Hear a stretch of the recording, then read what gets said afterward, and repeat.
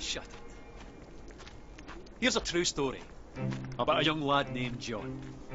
Just a local farm boy. There was something special about the lad. A glint in his eye, a fire in his belly, a spring in his step. And one day, he went for a walk. Now this walk began when his father died. The year was 1819, and he was just 14 years old. Bereavement counselling. Well, these were the days when young boys were sent into the fields. The mills, the mines, tough times.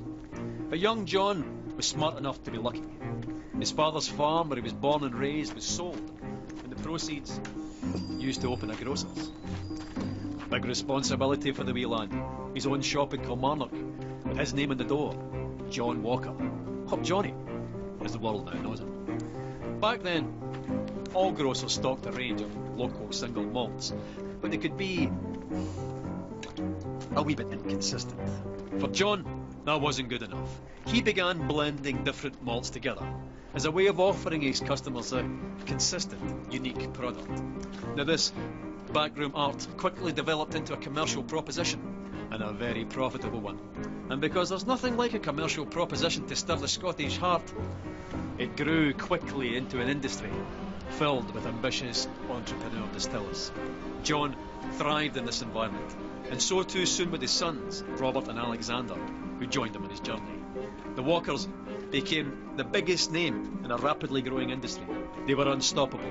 In one bold bit of 19th century corporate raiding, they bought the famed distillery at Cardew, lock, stock and ensuring their supply of this silky single malt, and guaranteeing, more importantly, that none of the other big blenders could get their hands on it. But young Alexander wasn't content with being Scotland's biggest blender. Not ambitious enough for him, no. He convinced the ship's captains of Glasgow to act as agents for him, and drove the whisky bearing his father's name across the globe. By 1860, he had developed the square bottle. Now, with a label at an angle of precisely 24 degrees. No big deal, you might think, but you'd be wrong. The square bottle meant less breakages and more bottles per shipment. The diagonal label meant larger type, and together that meant Johnny Walker had unmistakable presence on any shelf in the world.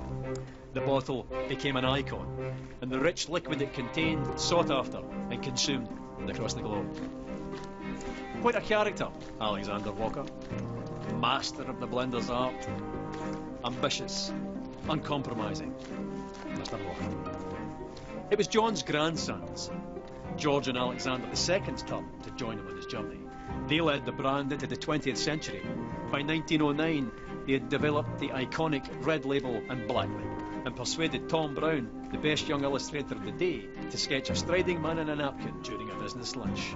In the stroke of a pen, the Victorian grocer was transformed into an Edwardian dandy. By 1920, Johnny's walk had taken him through 120 countries, and he continued walking through the brand's advertising over the next 50 years, into the fabric of global culture, deep into the dark hearts of several wars, to the pleasure palaces of the aristocracy, immortalised by screen legends, celebrated by filmmakers, singers, songwriters, novelists, shoulder to shoulder with the great sportsmen of the age, winning countless international awards for quality, and even being awarded the Royal Warrant by King George V.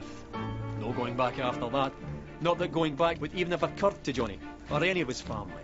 By the end of the 20th century, the familiar red label and black label were joined by the green label, the gold label, and the grandest of them all, Johnny Walker Blue Label.